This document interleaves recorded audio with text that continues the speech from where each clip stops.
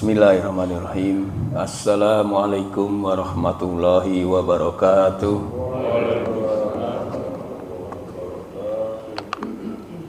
Alhamdulillah binikmatil imani wal islam wa nusalli wa nusallimu ala khairil anam. Ashhadu an la ilaha illallah wahdahu la syarikalah wa ashhadu anna Muhammadan abduhu wa rasuluhu la nabiyya ba'dah. Allahumma sholli wa sallim wa barik ala Muhammad wa ala alihi wa sahbihi ajma'in, amma ba'du. Jamaah salat subuh Masjid Anas rahimakumullah, kita panjatkan puja dan puji syukur kehadirat Allah Subhanahu wa taala atas rahmat, karunia dan hidayahnya, sehingga di pagi ini kita masih dimudahkan melangkahkan kaki dan mengayunkan tangan untuk melaksanakan perintahnya, yaitu meningkatkan ketakwaan kita dalam thalabul ilmi. Jamaah Masjid Subuh Masjid Anas rahimakumullah, kulsum pagi ini mengenai manusia pilihan Allah. Itu manusia unggul, manusia yang istimewa.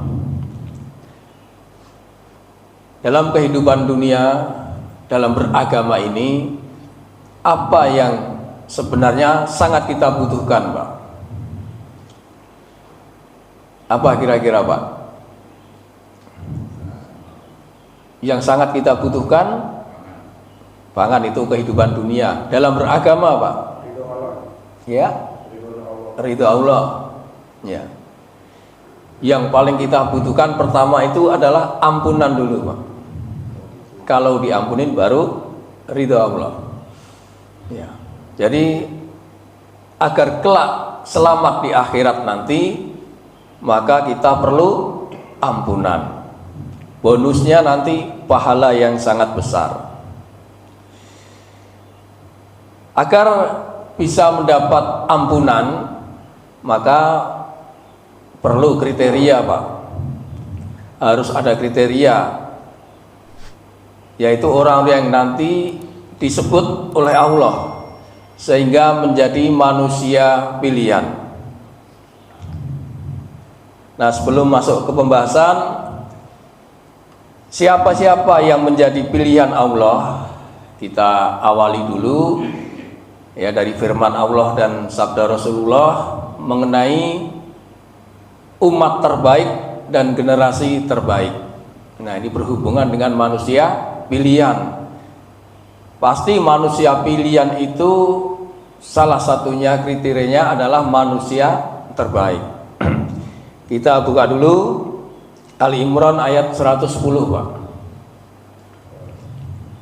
Surat ketiga, ayat 110. A'udzubillahi minasyaitonirrajim. Kuntum khaira ummatin uhrijat linnasi ta'muruna bil ma'ruf wa tanhauna 'anil munkar wa tu'minu billah. Kamu adalah umat terbaik yang dilahirkan untuk manusia, karena kamu menyuruh kepada yang ma'ruf dan mencegah dari yang mungkar dan beriman kepada Allah. Jadi untuk menjadi umat terbaik, kata Allah ini ada 3 syarat, Pak. Siapa yang dikatakan kamu ini? Kamu adalah umat terbaik, yaitu umat Islam. Jadi harus Islam dulu, Pak. Kemudian berdakwah, mengajak apa itu? Berbuat ma'ruf dan mencegah kemungkaran. Terus beriman kepada Allah, itu ya. Itu umat yang terbaik. Nah, kemudian umat terbaik ini yang menjadi pilihan Allah disebutkan oleh Rasulullah hanya 3 generasi, Pak. yaitu zaman Nabi dan sahabat, tabi'in dan tabi'ut tabi'in. Ya, jadi tiga generasi saja. Hadisnya dari Bukhari dan Muslim, Pak. Khairunasi qarni. Sebaik-baik manusia adalah generasiku. Summalladina yalunahum. Kemudian yang setelahnya, yaitu tabi'in yang mengikuti Nabi dan sahabat. Kemudian setelahnya, yaitu tabi'ut tabi'in yang mengikuti para tabi'in. Summa yaji'u qaumun tasbiku sahadatu ahadihim yaminuhu wa yaminuhu sahadatan. Kemudian akan datang suatu kaum yang persaksiannya mendahului sumpahnya dan sumpahnya mendahului persaksiannya. Apa nih maksudnya, Pak? Sumpahnya mendahului kesaksiannya, kesaksiannya mendahului sumpahnya. Maksudnya generasi setelahnya itu adalah orang-orang yang banyak berdusta dan tidak dipercaya. Benar nggak, Pak? Kira-kira, Pak? Generasi kesini itu banyak orang berdusta, ya Pak ya. Jadi secara generasi kita tidak termasuk, stop, karena udah lewat, hanya 3 generasi tadi. Tapi secara perorangan kita ada potensi, Pak. Ada peluang untuk menjadi manusia pilihan Allah. Tertarik nggak, Pak, menjadi pilihan Allah ini? Ya. Dikatakan oleh Abdullah bin Mas'ud radhiyallahu anhu mengatakan, barang siapa yang ingin meneladani, mengambil teladan, maka teladanilah orang-orang yang telah meninggal, yaitu para sahabat Nabi SAW. Karena mereka adalah orang yang paling baik hatinya, orang yang paling dalam ilmunya, dan orang yang tidak membebani dirinya. Jadi kalau ingin meneladani, maka kita ambil teladan dari para sahabat. Karena hatinya paling baik, ilmunya paling dalam, dan tidak suka membebani. Nah, kata beliau selanjutnya, mereka adalah suatu kaum yang telah dipilih oleh Allah, menjadi manusia pilihan untuk menemani nabinya, menyampaikan ajarannya. Oleh karena itu, tirulah akhlak mereka dan tempuhlah jalan-jalan mereka, karena sesungguhnya mereka berada di jalan yang lurus.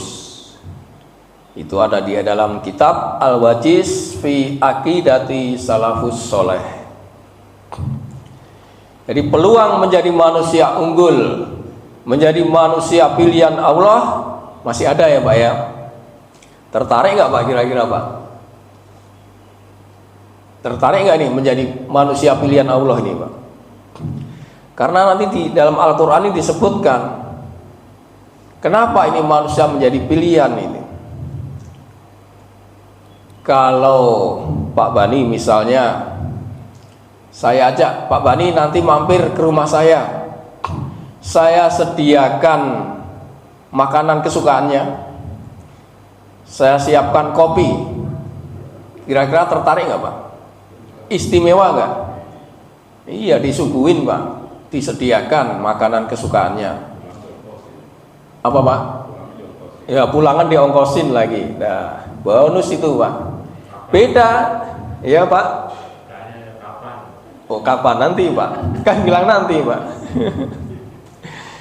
Ya, beda kan dengan kalau Pak Chandra saya kasih, Pak nanti mampir ke rumah, cuma mampir doang, Pak, nggak dikasih apa-apa.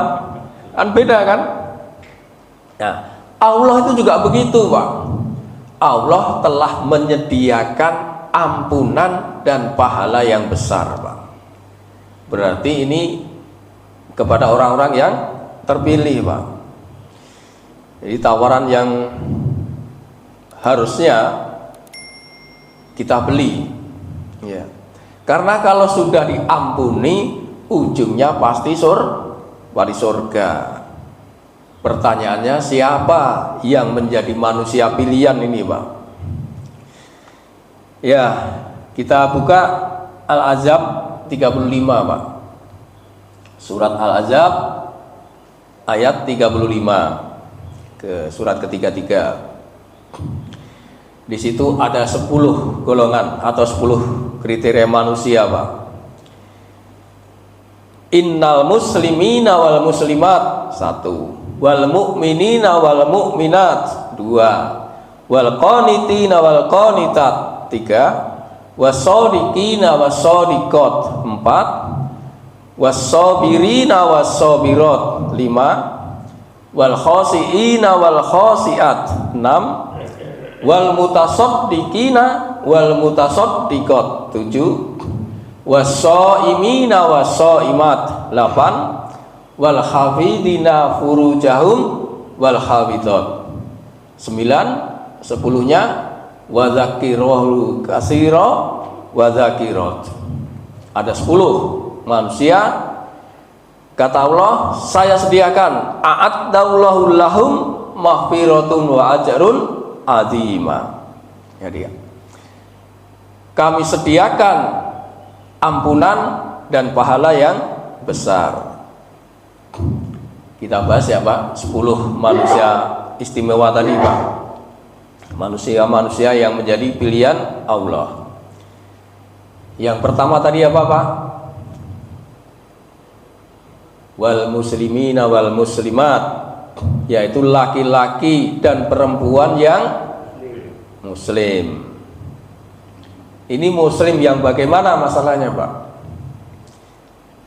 Muslim yang mengikuti petunjuk Allah, bukan muslim KTP, bukan muslim pengakuan, ngaku muslim tapi nggak sholat. Ada kan, Pak? Banyak. Tapi muslim yang kafah. Ya ayyuhalladzina amanut fisilmi kafah. Ya orang-orang yang beriman, masuklah ke dalam Islam secara kafah, secara menyeluruh, gitu, Pak. Al-Baqarah 208, Pak. Jadi perintahnya masuk Islam secara menyeluruh. Kenapa Islam ini menjadi istimewa, Pak? Sehingga kita diperintahkan untuk masuk Islam secara kafah. Pertama, karena Islam ini adalah agama yang diridhoi Allah. Innad dina indallahil Islam. Jelas, Pak, ya? Ya, hanya Islam agama yang diridhoi Allah. Yang kedua, orang kalau memilih agama selain Islam pasti rugi. Kata Allah ini Ali Imran 85, wa ma yabtaghi ghairal islami dinan fala yuqbala minhu wa huwa fil akhirati minal khasirin. Barang siapa mencari agama selain Islam, maka di akhirat maka akan tertolak, dan di akhirat menjadi orang yang rugi. Jadi Islam is the best, Pak. Satu, jadi harus Islam untuk mendapatkan ampunan dan pahala yang besar itu. Yang kedua tadi apa, Pak? Mukmin, wal mu'minina wal mu'minat, yaitu laki-laki dan perempuan yang beriman. Ini mukmin di sini mesti mukmin yang sejati, Pak. Bukan mukmin yang munafik, bukan pula yang hanya sebagai pengakuan. Karena ada orang yang ngaku beriman tapi ternyata tidak sesuai dengan keimanannya, berbalik arah. Ini Allah katakan dalam surat Al-Baqarah ayat 8 itu. Wa minan nasi may yaqulu amanna billahi wa bil yaumil akhir wa ma hum bimumin. Dan di antara manusia ada yang berkata, ngaku Pak, kami beriman kepada Allah dan hari akhir. Padahal sesungguhnya mereka itu bukanlah orang-orang yang beriman. Jadi harus mendapatkan ampunan dan pahala yang besar, artinya harus imannya harus sejati Pak, harus iman yang benar. Karena orang yang beriman ini akan terlihat dengan cirinya Pak, ciri-ciri orang beriman. Ini banyak disebutkan di dalam hadis maupun Al-Quran. Saya di sini saya bawakan 3 aja Pak, menjadi ciri beriman. Yang pertama dari hadis dari Abu Sa'id Al-Khudri radhiyallahu anhu, dari Nabi SAW, beliau bersabda, idza ra'aitumur rajula yaqtadul masajida lahu bil iman fashadu lahu bil iman. Apabila engkau melihat seorang yang bolak-balik ke masjid, untuk apa ini Pak? Bolak-balik ke masjid, sholat, maka fashadu lahu bil iman, saksikanlah bahwa ia adalah seorang yang beriman. Itu kata Nabi Pak. Jadi alhamdulillah kita ini yang sering bolak-balik ke masjid untuk melaksanakan sholat fardu disebut menjadi orang yang beriman. Nah ternyata orang yang beriman itu juga orang yang memakmurkan masjid Pak,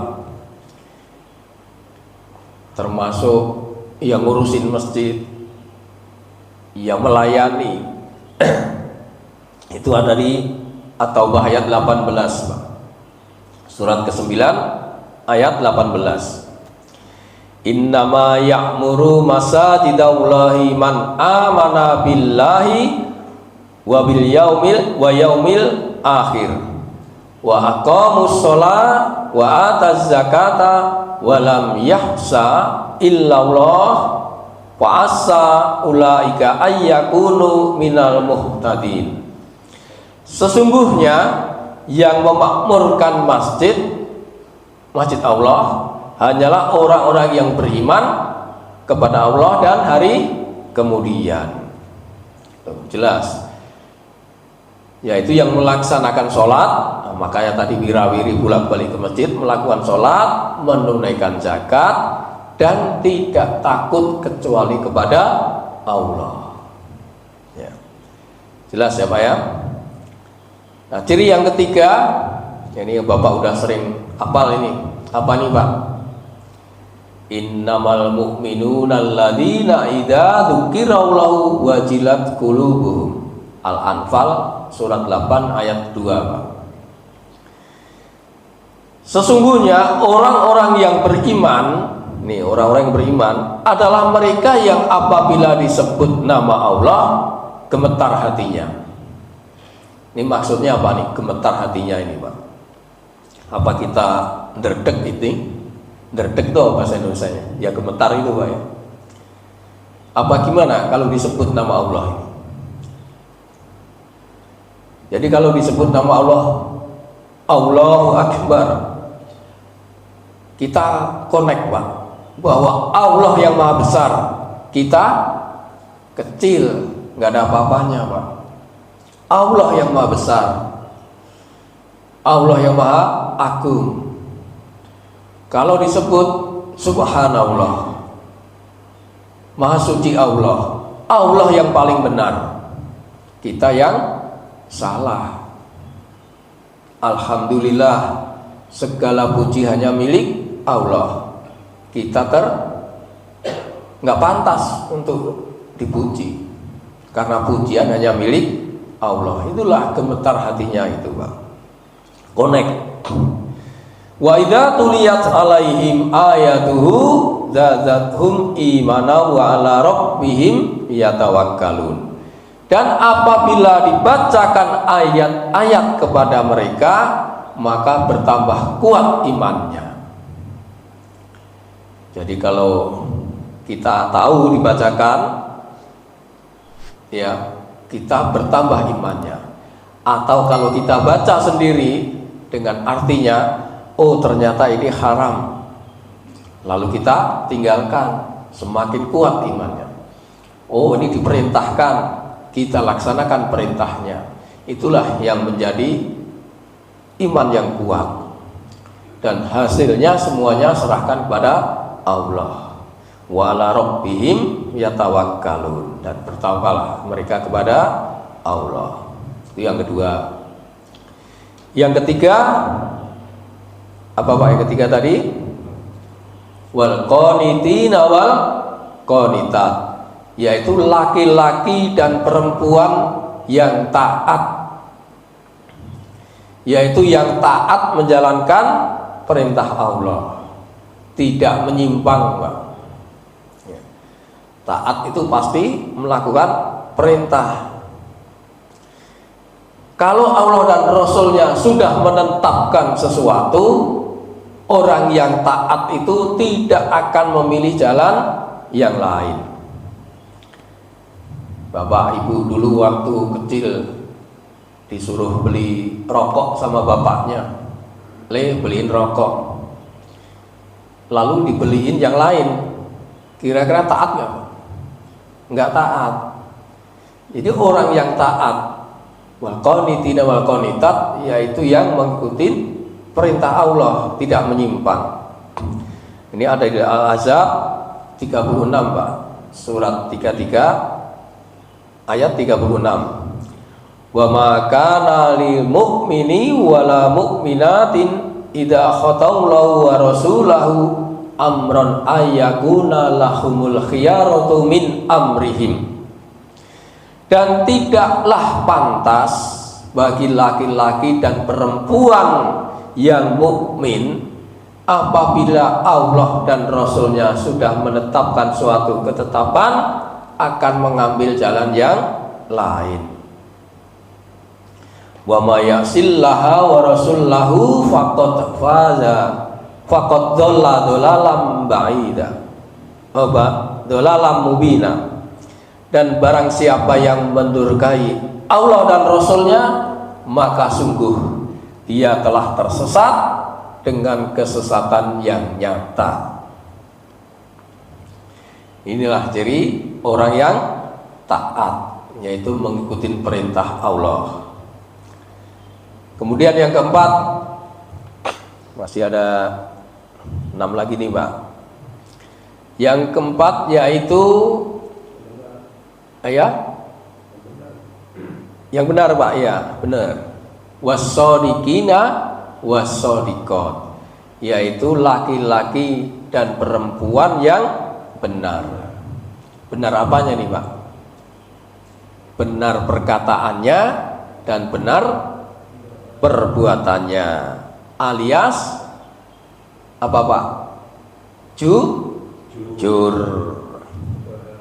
Sulit apa susah nih Pak? Sulit apa susah ini jujur ini Pak? Susah dan sulit Pak, ya. Kalau gampang semua orang jujur Pak.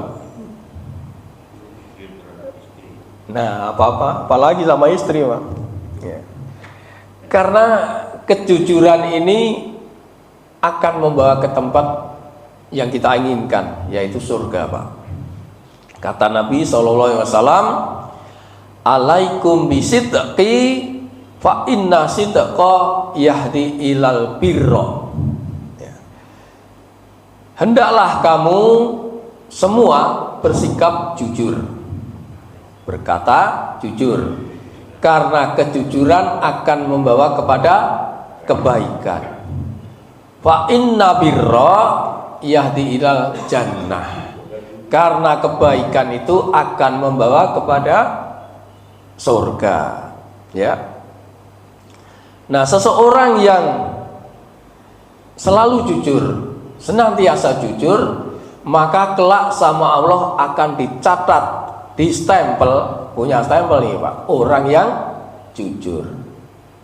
Namun sebaliknya, kalau orang yang suka bohong, nipu, belum bertobat, maka kelak akan punya stempel, yaitu manusia bohong. Itu Pak. Jadi orang yang benar tadi adalah orang yang perkataannya dan perbuatannya selalu jujur. Nah kemudian yang kelima Pak. Ya betul, wasobirina wasobirat, yaitu laki-laki dan perempuan yang sabar. Ini juga susah apa sulit ini Pak? Sabar ini Pak ya, saya sendiri juga belum tentu bisa sabar Pak, nggak gampang. Makanya ampunannya itu udah disediakan Pak. As-sabru salasun, sabar itu ada 3 Pak. Was-sabru alal musibah, was-sabru ala ta'ah, was-sabru anil maksiyah. Jadi sabar itu ada 3, sabar atas musibah, kemudian sabar dalam apa tadi Pak? Taat, ketaatan, dan sabar dari maksiat. Sabar itu tidak melakukan maksiat Pak. Itu satu kesabaran Pak. Nah, tidak dikatakan sabar apabila seseorang terkena musibah lalu mengeluh, ngomel, baru kemudian bilang dia sabar, saya sabar. Nah, itu nggak dikatakan sabar, karena sabar ini menjadi orang yang sabar itu ketika mendapat tamparan pertama Pak. Begitu dapat musibah, apa yang diucapkan? Innalillahi wa inna ilaihi rajiun, lalu sabar. Itulah yang disebut dengan sabar. Sebagaimana kisah seorang perempuan ya yang dikisahkan oleh dari Anas bin Malik radhiyallahu anhu, ketika seorang perempuan sedang menangis duduk di dekat kuburan, entah itu kuburan suami atau anaknya atau saudaranya. Kemudian Rasulullah lewat, lalu Rasulullah menasehati, bertakwalah kepada Allah dan bersabarlah. Tapi apa jawaban wanita tadi? Jawaban wanita itu, engkau tidak tahu apa yang musibah saya dapatkan ini, maka menjauhlah dariku. Digituin Rasulullah. Maka selang waktu ketika wanita itu dikasih tahu bahwa tadi yang menasehati kamu itu adalah Rasulullah, maka wanita itu segera pergi menemui Rasulullah di rumahnya. Dan qadarullah Rasulullah pas ada ketemu, wanita itu minta maaf dan dikatakan oleh Rasulullah, innamas sabru inda sadmatil ula, sesungguhnya sabar itu pada tamparan pertama. Ini jadi dalil ini Pak. Jadi kalau ada orang sabar ngomel-ngomel dulu baru bilang sabar, itu bukan sabar. Sabar itu adalah pada tamparan pertama. Innamas sabru inda sadmatil ula. Itu Pak ya. Nah kemudian yang keenam, yang apa Pak Anis? Khusyuk ya. Wal khosini wal khosina wal khosiat, wal khosiina wal khosiat, laki-laki dan perempuan yang khusyuk. Khusyuk ini memang perkara yang penting, apalagi dalam sholat Pak. Karena sholat khusyuk menjadi keberuntungan Pak. Qad aflahal mu'minun. Beruntunglah orang-orang yang beriman. Siapa itu? Alladzina hum fi sholatihim khashi'un, yaitu orang-orang yang khusyuk dalam sholatnya. Ya Pak? Karena khusyuk ini cepat akan hilang Pak. Apalagi zaman sekarang Pak, banyak macam-macam godaan Pak. Ini akan cepat menghilangkan kekhusyukan. Dalam sebuah hadis dari Abu Darda radhiyallahu anhu, Rasulullah SAW bersabda, awalu syai'in yurfa'u min hadhil ummatil khusuhu hatta la tarfiha khosiyah. Pertama kali yang diangkat dari umat ini adalah khusyuk, sampai tak terlihat orang yang khusyuk di dalam sholatnya. Hadis At-Tabrani dengan sanad hasan. Ya benar, berarti memang akan hilang khusyuk itu, apalagi di dalam sholatnya tadi Pak. Karena banyaknya gangguan, banyaknya godaan itu. Nah, sholat yang di dalamnya tidak khusyuk, tidak menghadirkan hati, walaupun mungkin sah Pak, sholatnya sah, tapi pahalanya dilihat dari kekhusyukannya. Dari Ammar bin Yasir radhiyallahu anhu, ia mendengar Rasulullah SAW bersabda, innar rajula layan syarifu wa ma kutiba lahu illa usru. Ada yang selesai sholat tetapi ia hanya mendapatkan 1/10. Kemudian tus'uha 1/9, 1/8, 1/7, 1/6 sampai separuhnya. Jadi ada nilai-nilainya Pak. Di dalam sholat itu dilihat dari kekhusyukannya. Nah, khusyuk ini bisa muncul ketika kita ada rasa khos dan rojak kepada Allah Pak. Rasa takut dan hanya berharap kepada Allah. Caranya ya minimal Pak, ini nggak dibahas semuanya Pak. Minimal kita kalau sholat itu paham bacaannya aja Pak. Itulah kita hafalin ya Pak, artinya supaya itu bisa menambah kekhusyukan sehingga menjadikan nilai sholatnya menjadi berkualitas. Intinya pakai ilmu itu Pak. Itu yang khusyuk. Kemudian yang ketujuh, 3 lagi Pak. Wal mutasaddiqina wal mutasaddiqat, yaitu laki-laki dan perempuan yang bersedekah. Bersedekah udah tahu semua lah Pak ya Pak ya. Sedekah artinya apa Pak? Sedikit aja pengetahuan ini Pak. Sedekah artinya dari kata sodak, artinya apa tadi? Benar, membenarkan.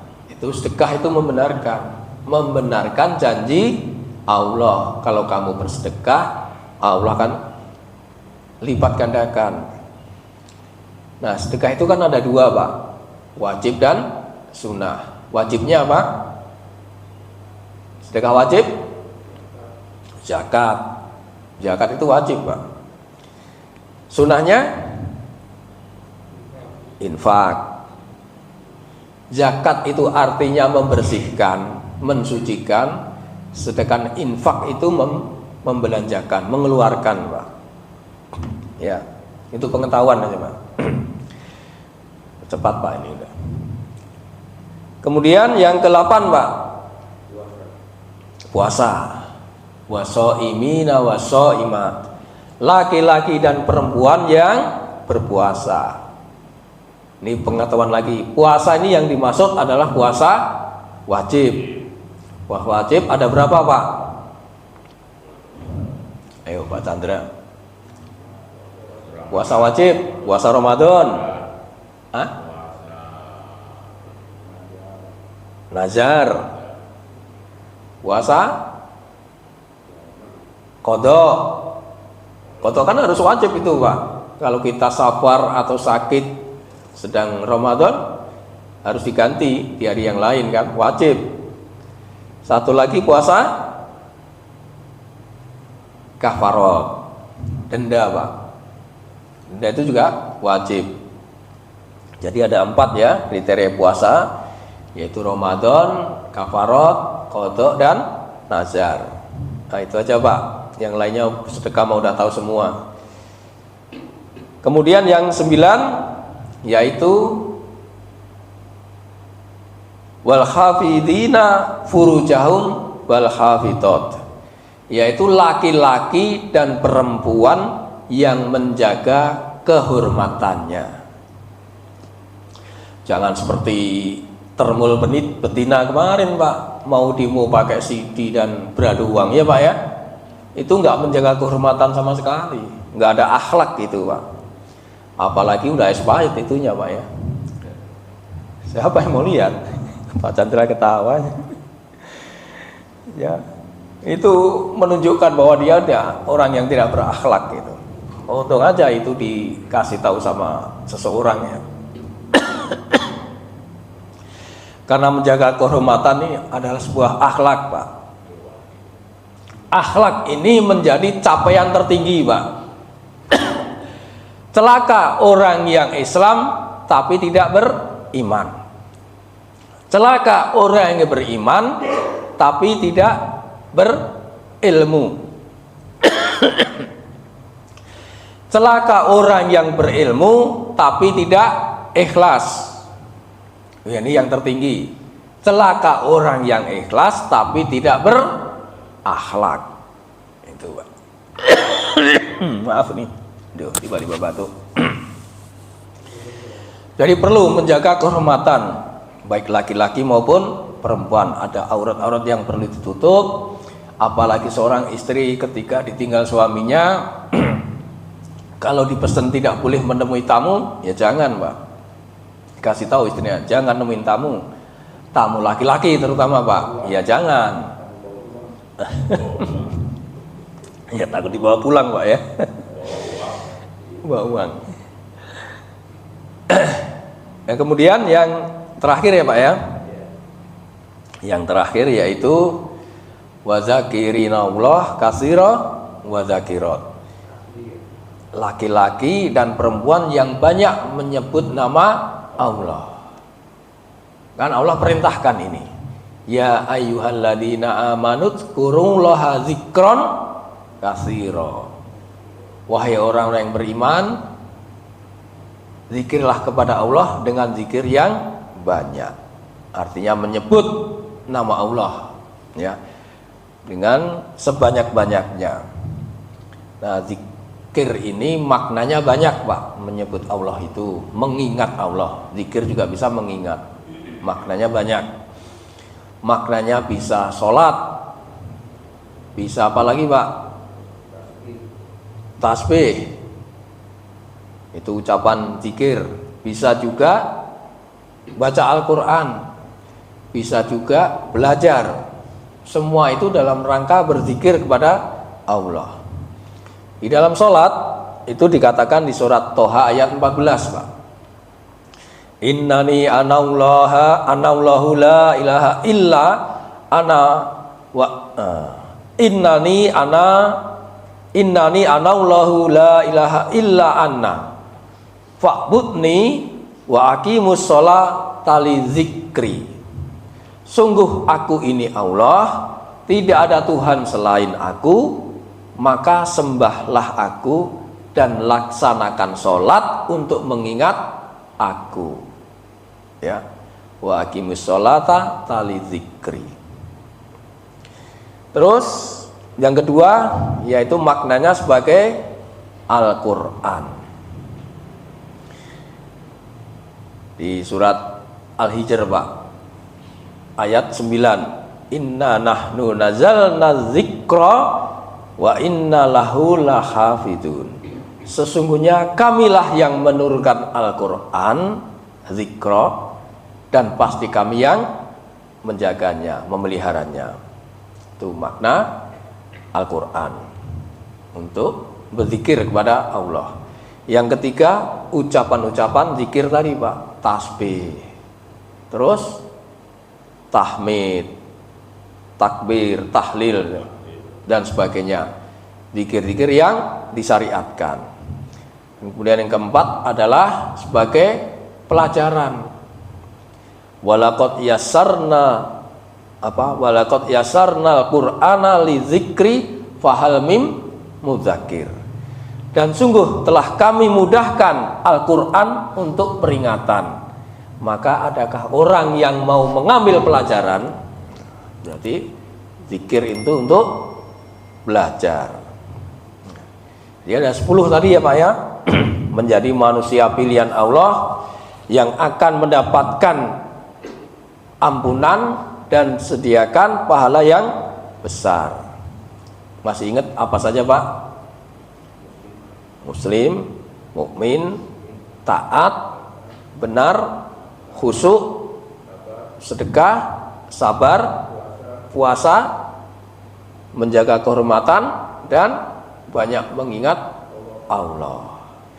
Maka kata Allah, wa'adda lahum maghfiratu wa ajrun azima. Maka aku sediakan ampunan dan pahala yang besar.